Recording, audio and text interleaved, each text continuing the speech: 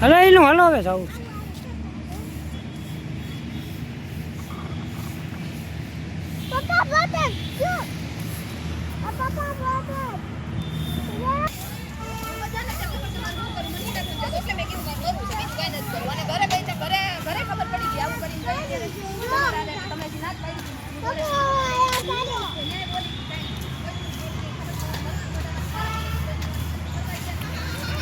ફુવારા બંધ છે અત્યારે.